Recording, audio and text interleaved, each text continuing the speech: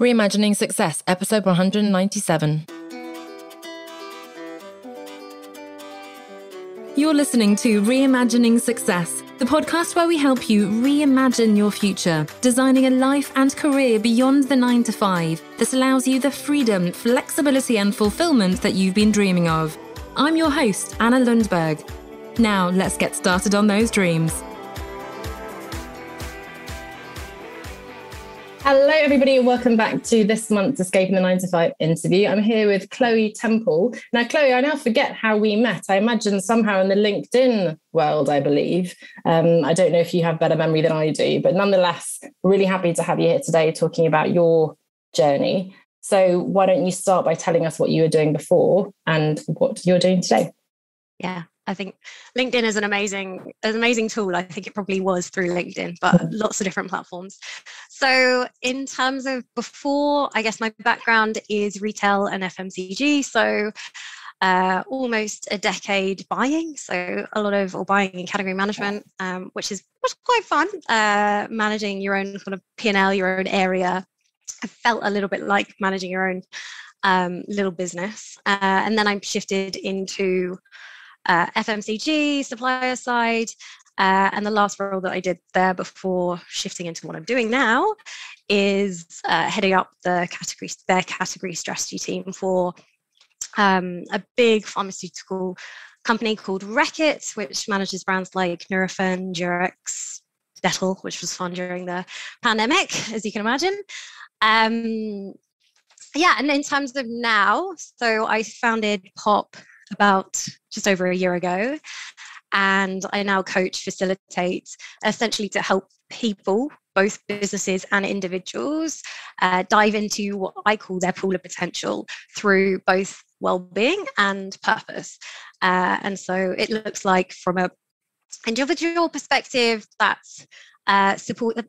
I've built a kind of program around strategic life design, helping people understand what their why is and build a life by design, essentially based on who they actually are.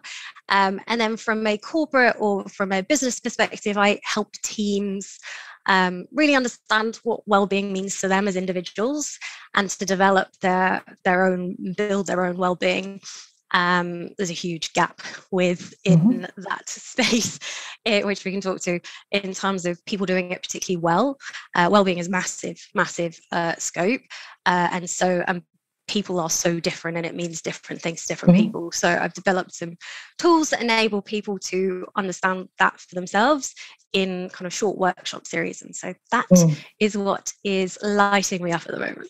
Love it. And it lights me up too. There's so much overlap and so many synergies with work that I'm doing too. And I love how you said people there, because I think we obsess about, is it B2C, B2B, who's our niche and so on. But you're right, businesses ultimately are people as well. So that's who you're working with. And how did you come up with the idea? Did you have a super clear idea when you left your job? I'm going to create Popp and I'm going to have this strategy and so on, or talk us through the actual transition?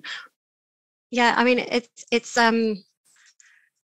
funny because it's probably not the traditional route of leaving the 9 to 5, or I wasn't running from anything.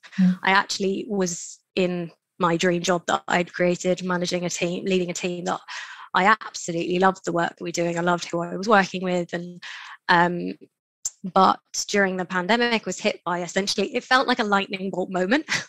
I was hit by an idea, and I mean, I literally remember exactly where I was, and how it happened. And I spent the next 3 days head down. My poor partner, we were away. We got away with our dog in nature, and it was lovely. But I spent the next 3 days literally completely engrossed in writing essentially a 10, 25 year plan for what Popp is growing into. So yeah, it was an exciting moment, and it then felt like something I couldn't not do or couldn't not follow, rather than I had to. I didn't feel like any way of kind of being forced out, and I tried to do both at the same time for a little bit. But yeah, eventually cut the string, burnt the bridge, as people talk about.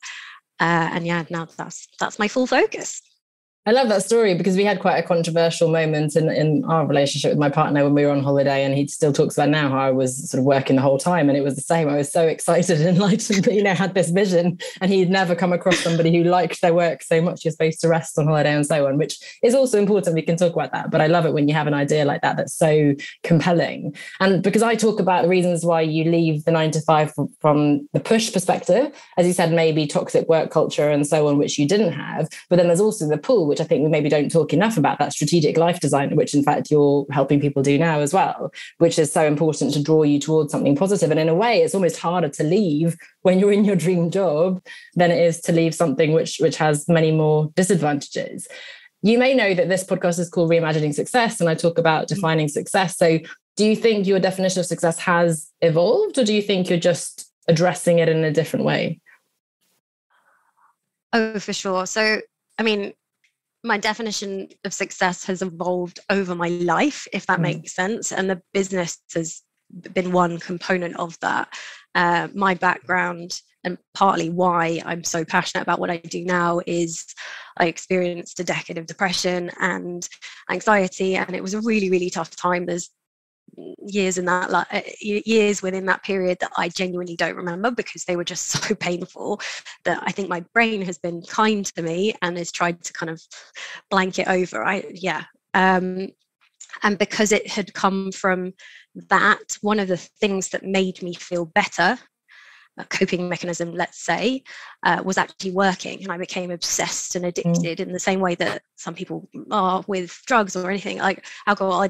I was addicted to work because it gave me some sort of level of validation or feeling that I was enough, or so many things were reinforcing that obsession almost with work.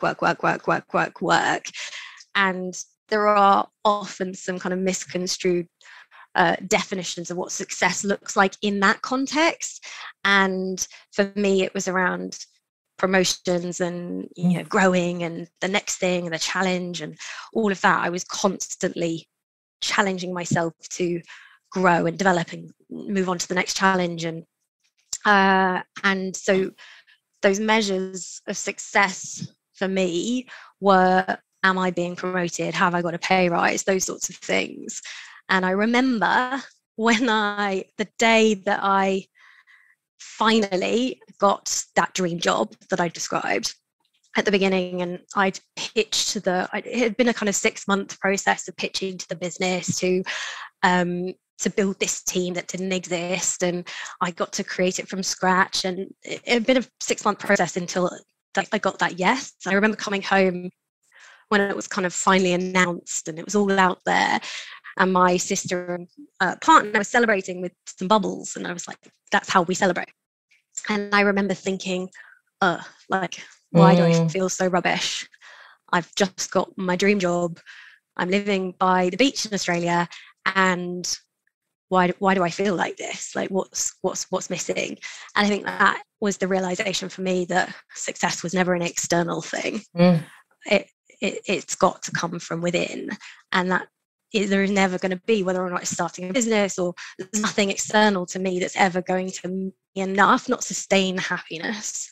Like, you might feel good for, a day, a week, a year, if you're lucky, that something has happened, but it doesn't last. So that was my realization around, actually, the more interesting thing to find and the more interesting definition of success for me is around fulfillment. And if as long as I'm living in line with my purpose, which I've now spent lots of time finding, that's success. And how are you finding? I don't know what you. Sorry, you're lagging a little bit. I was going to say, how are you finding living that now in your own business? Because I found, and I find this very interesting, that we've kind of brought it with us to some extent. I have a lot of clients, we can kind of demonize the 9 to 5 and that achievement and the promotion and so on, and yet we recreate those same structures, and it's easy to get sucked into. We have to be the best-selling author on Amazon, and we have to have 10,000 Instagram followers and all these things. So are you finding that a challenge, that it's not just that, okay, now I'm going to be fulfilled and that's it, but it's actually the ongoing reinforcing that shift in mindset and the different definition that you've created for yourself? Yeah, I mean, it isn't that you wake up one day and everything's changed for you. That it's an evolution, and I think that's the exciting thing about life, is that we get to evolve and we get to become into the people that we're growing into. So there is a different, and we've talked about it before in terms of not those things that that baggage will just follow you into a different guise unless you actually deal with the repeating pattern is going to show up in a different way.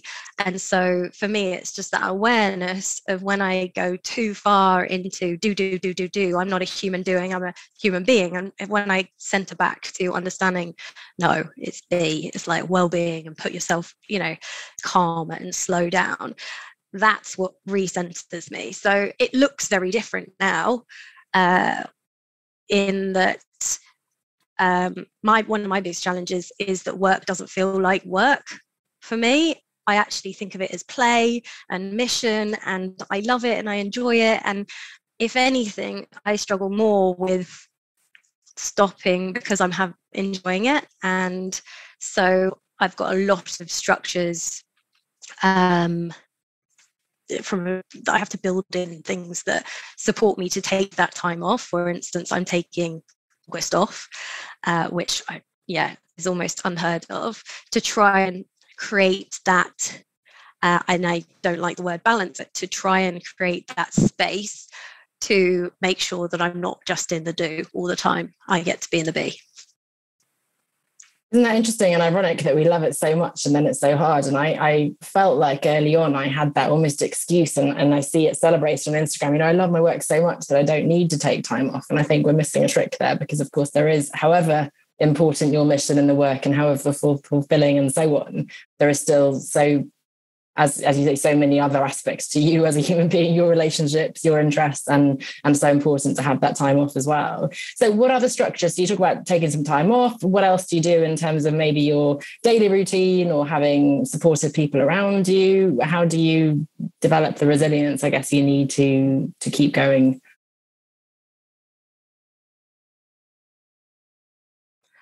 The biggest thing that helps me is the support crew. Like, my partner is unbelievable because he's so patient that he's a teacher, so he will get home really early, and he has structures within his work where he's off. And you'll know this as a mum, the kids appear like, kids feel like they're always on holiday, or he feels like he's always on holiday. Mm-hmm. So there's the structures that really support him.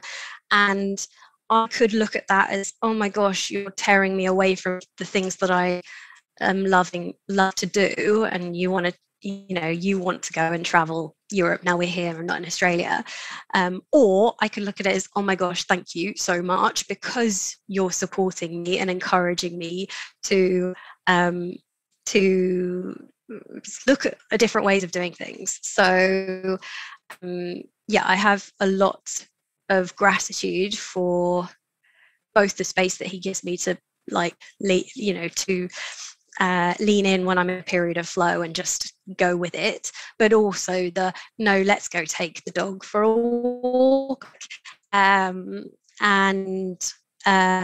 those sorts of things. From my perspective, it's really around making sure that I meditate first thing in the morning without fail, because that really grounds me.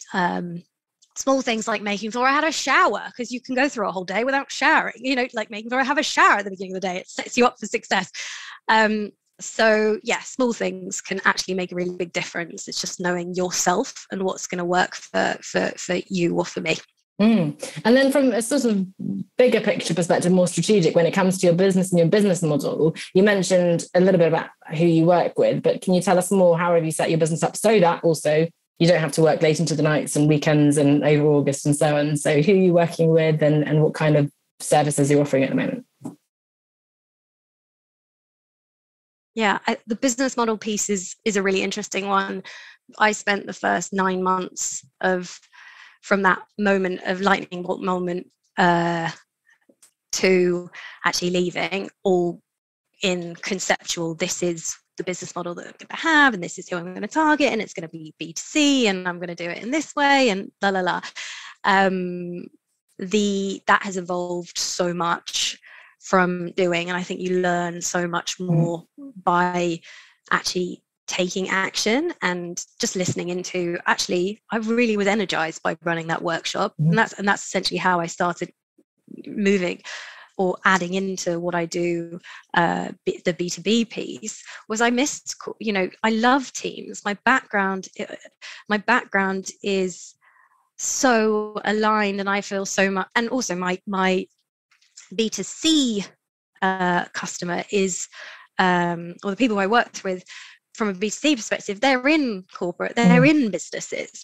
So it's mad to think that that for me at that moment, that I felt like I had to choose, but I didn't. So in terms of the structure of my business model now, I work with both B2C and B2C, and I love the synergies of both, because it also gives you a pipeline into potential people that you can support and help.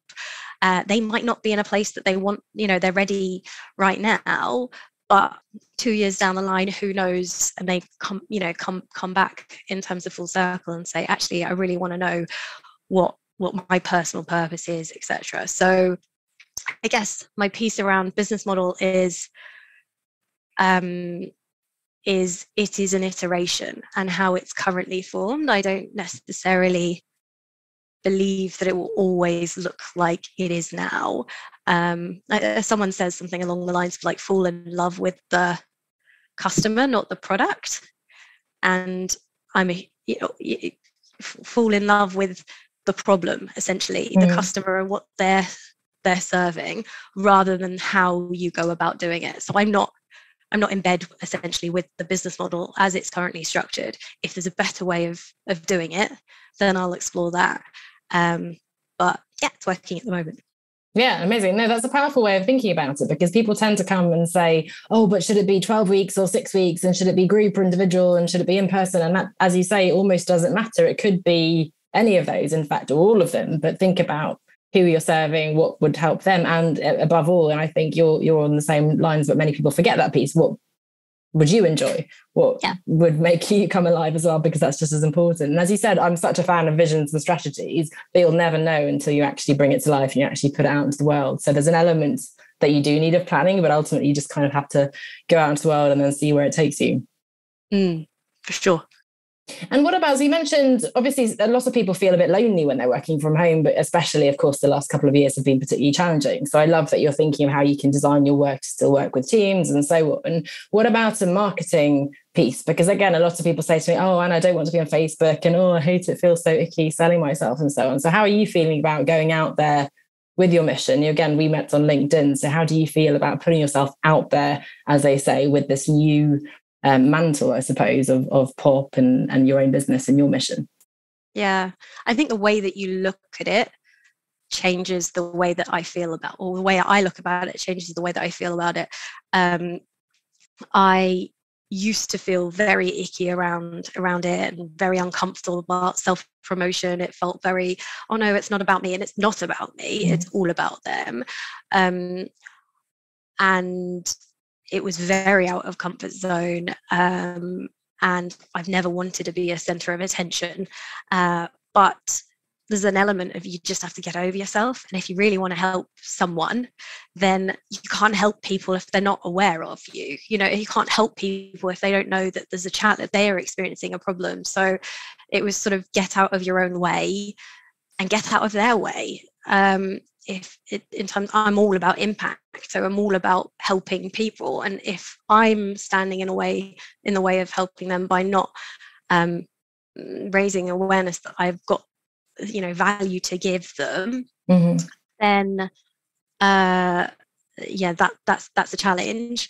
In terms of how I go about doing that, I've had different success or different enjoyment of different marketing models. Like, I invested an enormous amount of time and energy and emotional energy into Instagram, and I really did, followed all of the things that people say you should do, like showing up every day and posting and all this. I tried it all, and it was really tough. And then I also started to, and the more felt like it wasn't working, the more I leant in to try and fix it, make it work.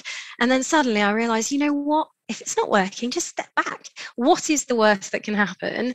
Nothing's gonna fall over if you don't show up on Instagram every single day. And my mental health, having the background that I've had, is my number one priority. I started becoming aware that it was impacting my mental health, and so I said, no, let's not. And I didn't go out on an Instagram and say, oh my gosh, this is my new plan, I'm not going to show up for you. It was just more, I stepped back like quietly from being so visible there. LinkedIn, though, I love. Like, I get to meet so many people. It's not perfect, but I get to meet people like you, build connections, add value.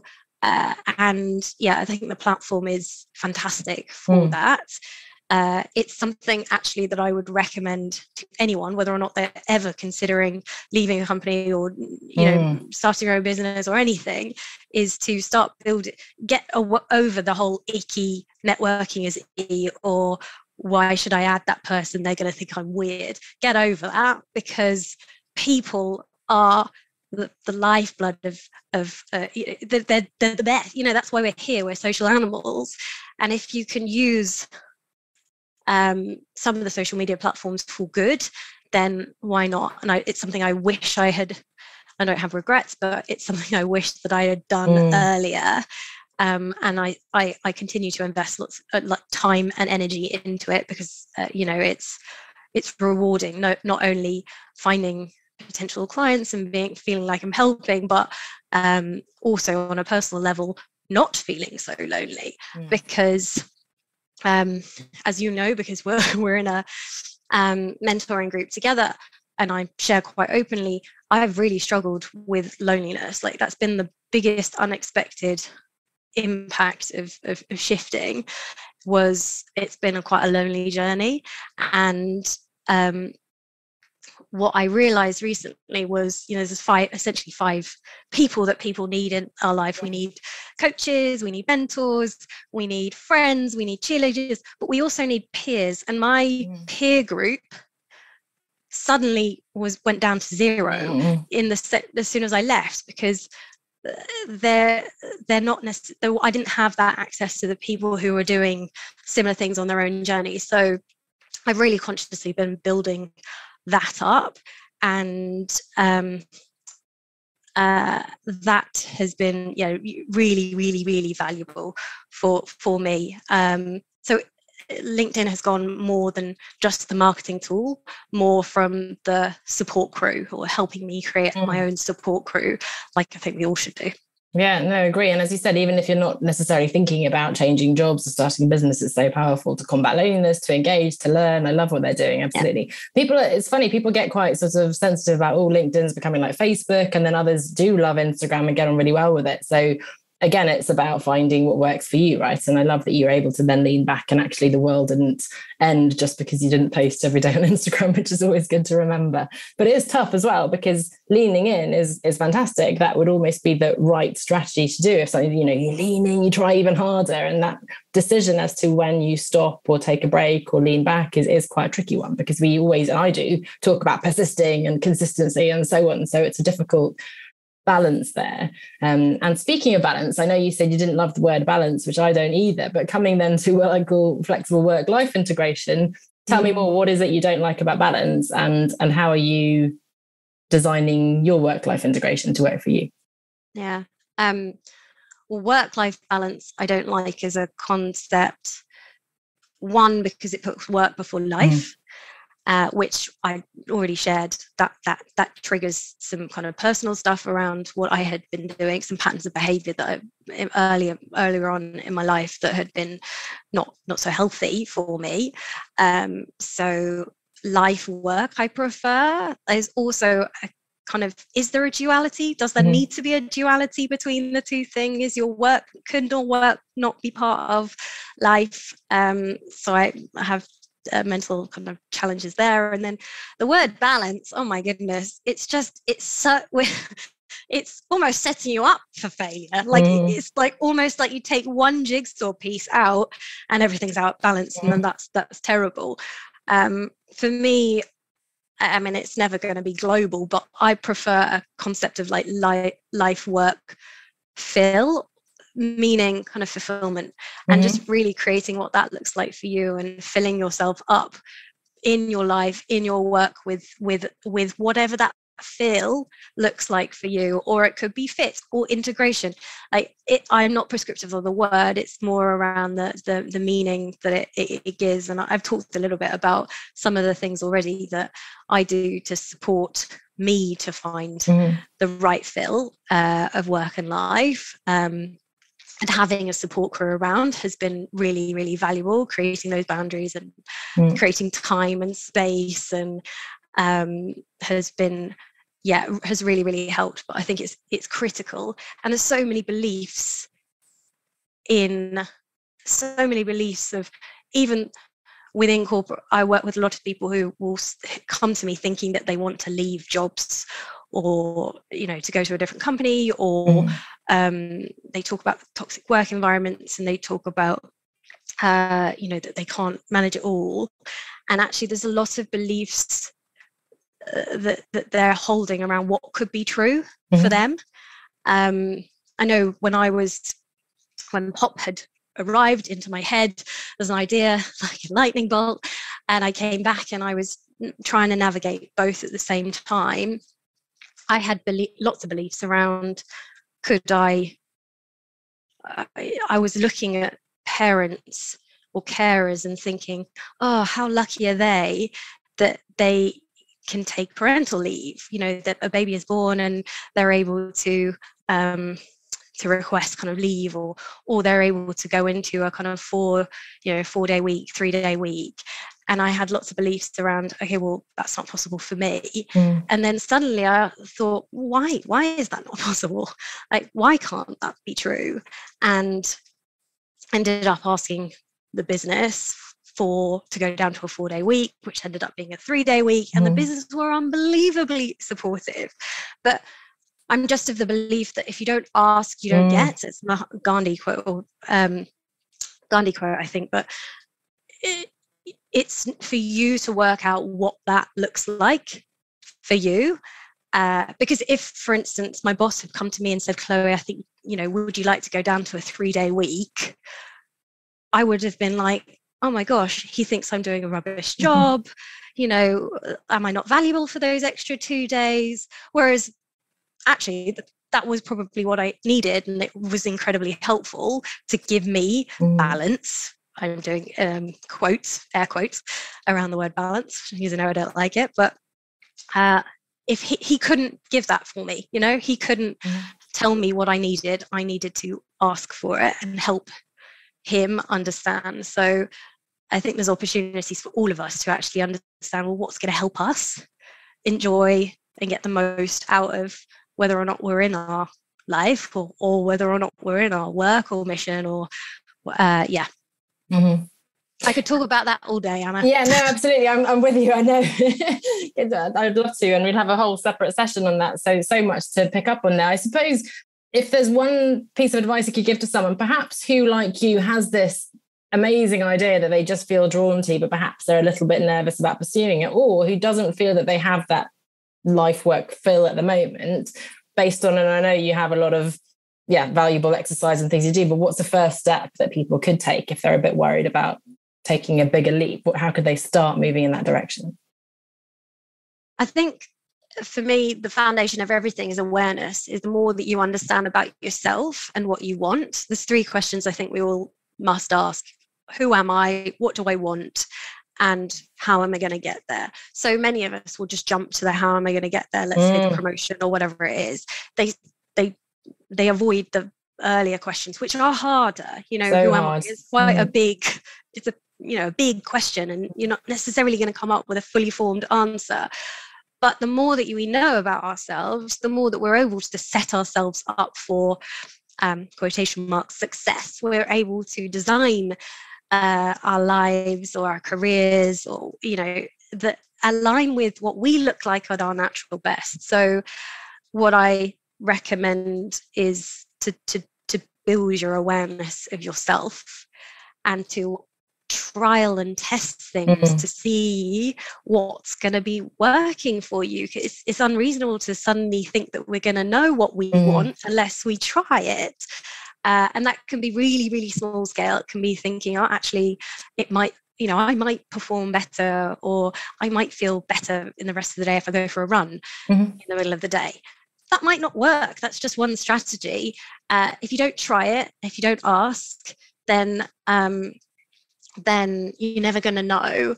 And it's just around removing those beliefs, and then also removing or finding the courage to ask the question. Like developing that courage. And I've got a resource actually that could be helpful on my website, which is chloetemplecomm/resources, which is called like a pitch like a pro. I think it's the fourth free resource that people can download. And that's really about supporting people to have those conversations. What do you want? Is it coaching that you want? Is it mentoring? Is it a 4-day week? Is it you want to have the middle of the day free to go for a run? Some people find those conversations really difficult to have. And so that resource I pulled together to help people. Actually, I've heard so many pitches in my life from being a buyer. I was like, okay, right, bring that all together into one that enables you to get clear on what you want, but also the other party. Yeah, because we really do hold ourselves back. I say the same, that we put the how before the what, and we can figure out the how, we can get the help, we can clarify that. But if we don't even know what we want, then, there's no point in saying, oh, that's never going to work, because we don't even know if that's something we want to pursue. And as you say, also projecting the no onto someone else. I always think, let them say no, and then you can make the choice to leave that employer or change something, but at least ask the question. And in order to ask the question, of course, you need to know what that question is and what it is. But I suppose in a way we're lazy. I don't want to be judgy, but it's easier to blame circumstances and other people and on my job and my boss and so on. Whereas actually, as you say, the hard work, but also the exciting and empowering work is to ask ourselves, who are we? What do we want? What do I want? And that is hard work, but it's so exciting and it opens so many possibilities and opportunities for us. Yeah. And I think there's also not only laziness, like it's around fear. Like we're often afraid to kind of unpick what that looks like. So, I have a lot of people come and say, I want to be fearless. And I say to them, it's not about eradicating fear. It's around like, how do we work and lean into that? And you talked about that earlier, but leaning into that discomfort, because the more that we do that, the more our comfort zone grows, and then we start to fear less rather than be fearless. Yeah. And one of the metaphors, and you've probably come across it too, but when we talk about the metamorphosis of the butterfly, you always hear about, it goes to sleep in a little cocoon and it wakes up and it's a butterfly. And then years ago, I came across that actually it's this really painful, disgusting process of breaking down into mush and protein soup and then gradually reconstituting itself and so on, which I find just so fascinating, because you're right, it's rude of me to say that we're lazy, because it is a fear, and it's well justified, because we're shaking the very foundations of our identity, and especially in our society where our identity is so heavily linked to our job as well. Changing and even beginning to ask those questions can really create a very shaky foundation for ourselves, and also by implication the people around us. So it's not to be I don't mean to in any way undermine or sort of whatever the word is I'm trying to find to make it sound super simple. But I love that you said, even just going for a run at lunchtime, or just changing, your habits in some small way to sort of question if there is a different way you could do things. So I love that. Yeah, and that analogy is amazing, in the sense that also if you release the butterfly from the cocoon by cutting it, if someone else was to externally do that, that butterfly doesn't survive. Like we expect that's a great addition to the metaphor. Well, we expect that things are supposed to not be painful, but actually pain, like a decade of depression, 15% of my life, if I lived to 80, I wouldn't take back a moment of that, because that pain has shaped me into who I am. And yes, I would love to make people's lives better and less painful for less duration, but it is all serving us if it's working for us. And so that struggle is for something. I love that analogy. Or metaphor. I'm glad you brought it up. And so what's next for you? What are you excited about now coming up in the next stage of your business? So I am leaning much more into supporting businesses around wellbeing workshops. You were mentioning earlier around like really listening into what gives you energy, and that gives me so much energy, and the feedback that I've had from them all has been unbelievable. And I think wellbeing is so pivotal. Yes, it's a bit of a buzzword at the moment, but our lives completely shift if we really lean in and tap into and understand what well-being, and that I was talking about foundation, but what well-being means for us. So lots around that. And I'm also writing a book that brings essentially that IP and all the lessons that I've learned along the way, as well as I'm a big reader like you, Anna. So a lot of the wisdom that has come from the many mentors that I've had from authors, bringing that to life through a book. So those two things are keeping me very busy at the moment. Very busy, but very exciting too. And yes, I mean, I think when this episode comes out, if you're listening, there is an episode on creating your own IP from a few weeks ago. So that's a really important one, because it's such a great way to crystallize your thinking, to establish your expertise, to give yourself all that rich content. And well-being, yes. And interestingly, I'm leaning into that too. I think coming from the corporate world, and maybe, as you said, what you call more the traditional reasons for leaving. To be honest, I loved my work and so on too. I certainly wasn't in my dream job, but I didn't have any sort of horrible place to exit from. But nonetheless, I rebelled against that corporate world, and sort of B2B then can be a bit sort of, you're a bit resistant. Oh, I know I want to work with individuals, but I love the things you've talked about in terms of, it is individuals ultimately. And if that's what gives you energy in that context, I think that's something that's important for people to recognize if they're feeling that they can't do that, because there are ways to make it work for you as well. So you mentioned your website there. Remind us, where can we find you? Where's the best place, perhaps on LinkedIn that we talked about, but how can we find out more about the work you're doing? Yeah, I'm LinkedIn, Chloe Temple, you'll find me, chloetemple.com. I also, as I say, popprovides.com is the business as well. And you can find me on Instagram. I'm still there at popprovides.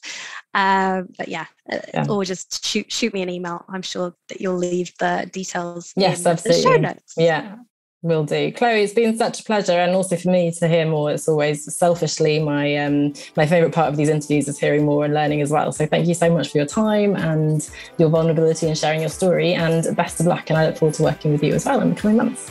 Thank you. Thank you so much, Anna.